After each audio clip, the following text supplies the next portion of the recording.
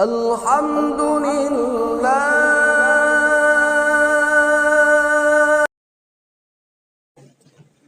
Assalamualaikum warahmatullahi wabarakatuh. Abu Abdullah Sufyan bin Sa'id As-Sawri lahir pada tahun 97 Hijriah atau 715 Masehi di Kufah dan belajar pertama kali di bawah bimbingan ayahnya. Kemudian dia berguru kepada banyak ulama hingga mencapai kemahiran yang tertinggi di bidang hadis dan ilmu kalam. Tahun 158 Hijriah atau 775 Masehi, ia berseberangan dengan penguasa dan terpaksa pergi bersembunyi di Mekah. Ia meninggal pada tahun 161 Hijriah atau 778 Masehi di Basrah.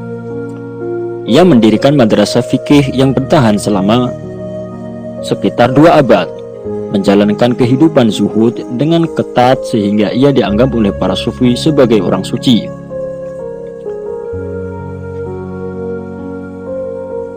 Kesolehan Sufyan As-Sawri terlihat sejak ia masih berada di dalam kandungan ibunya. Suatu hari ibunya sedang berada di atas loteng rumah. Si ibu mengambil beberapa asinan yang sedang dijemur tangganya di atas atap dan memakannya. Tiba-tiba Sufyan As-Sawri yang masih berada di dalam rahim menendang sedemikian kerasnya sehingga si ibu mengira bahwa ia keguguran. Diriwayatkan bahwa yang menjadi khalifah pada masa itu ketika sholat di depan Sufyan As-Sawri memutar-mutar kumisnya. Setelah selesai sholat, Sufyan As-Sawri berseru kepadanya, "Engkau tidak pantas melakukan sholat seperti itu. Di padang mahsyar nanti sholatmu itu akan dilemparkan ke mukamu sebagai sehelai kain lap yang kotor. Berbicaralah yang sopan," tegur si khalifah. "Jika aku akan melakukan tanggung jawabku ini," jawab Sufyan As-Sawri, "semoga kencingku berubah menjadi darah." Khalifah sangat marah mendengar kata-kata Sufyan As-Sawri ini, lalu memerintahkan agar ia dipenjara dan dihukum gantung, agar tidak ada orang lain yang seberani itu lagi kepadaku, jelas si khalifah. Suatu hari tiang gantungan dipersiapkan. Sufyan As-Sawri masih tertidur lelap dengan kepala berada dalam dekapan seorang manusia suci dan kakinya di pangkuan Sufyan bin Uyainah. Kedua manusia suci yang mengetahui bahwa tiang gantungan sedang dipersiapkan bersepakat jangan ia sampai mengetahui hal ini. Tetapi ketika itu juga Sufyan As-Sawri terjaga. "Apakah yang sedang terjadi?" tanyanya. Kedua manusia suci itu terpaksa menjelaskan walau dengan sedih sekali. "Aku tidak sedemikian mencintai kehidupan ini," kata Sufyan As-Sawri. "Tetapi seorang manusia harus melakukan kewajibannya selama ia berada di atas dunia ini." Dengan mata berlinang, Sufyan As-Sawri berdoa, "Ya Allah, sergaplah mereka ketika ini juga." Pada saat itu, sang khalifah sedang duduk di atas tahta dikelilingi oleh menteri-menterinya. Tiba-tiba petir menyambar istana dan khalifah beserta menteri-menterinya itu ditelan bumi. Benar-benar sebuah doa yang diterima dan dikabulkan dengan seketika. Kedua manusia suci yang mulia itu berseru. Seorang khalifah yang lain naik ke atas tahta dan ia percaya kepada kesolehan Sufyan As-Sawri. Si khalifah mempunyai seorang tabib yang beragama Nasrani. Tabib ini adalah seorang guru besar dan sangat ahli. Khalifah mengirim tabib itu untuk mengobati penyakit Sufyan As-Sawri. Ketika tabib memeriksa air kencing Sufyan As-Sawri, ia berkata dalam hati, "Inilah seorang manusia yang hatinya telah berubah menjadi darah karena takut kepada Allah."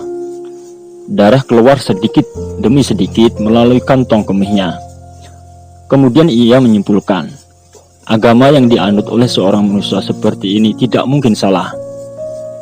Si tabib segera berpindah kepada agama Islam. Mengenai peristiwa ini, Khalifah berkata, Kusangka aku mengirimkan seorang tabib untuk merawat seorang sakit. Ternyata aku mengirim seorang sakit untuk dirawat seorang tabib yang besar. Suatu hari, Sufyan Ats-Tsauri bersama seorang sahabatnya lewat di depan rumah seorang terkemuka. Sahabatnya terpesona memandang serabi rumah itu. Kemudian Sufyan Ats-Tsauri mencela perbuatan temannya itu.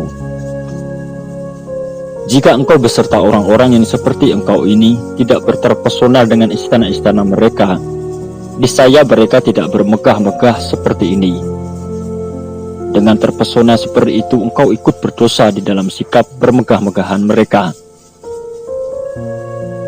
Seorang tetangga Sufyan Ats-Tsauri meninggal dunia.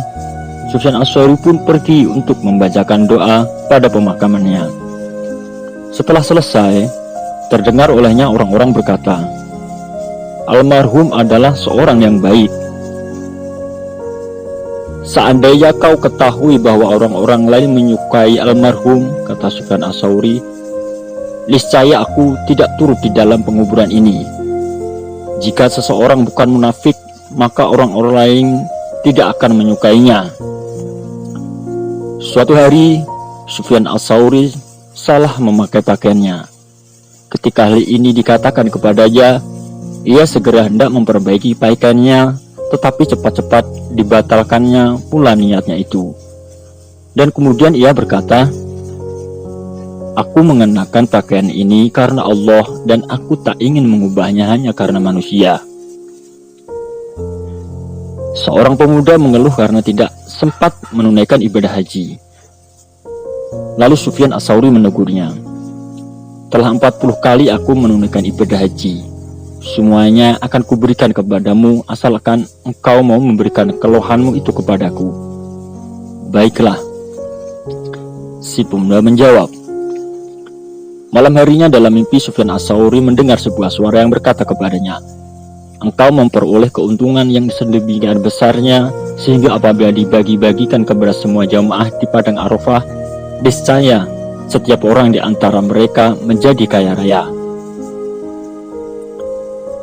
Suatu hari ketika Sufyan Ats-Tsauri sedang memakan sepotong roti, lewatlah seekor anjing. Anjing itu diberinya roti sepotong demi sepotong.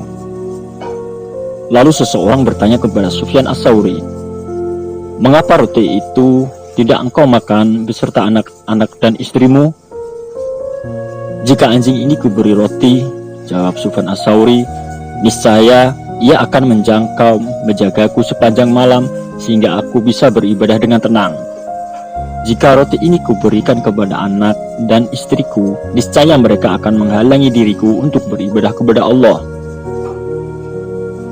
Pada suatu hari ketika Sufyan Ats-Tsauri melakukan perjalanan ke Makkah, ia dipikul di atas sebuah tandu. Selama di dalam perjalanan, Sufyan Ats-Tsauri menangis terus-menerus. Seorang sahabat yang menyertainya bertanya, "Apakah engkau menangis karena takut akan dosa-dosamu?" Sufyan Ats-Tsauri mengulurkan tangannya dan mencabut beberapa helai jerami.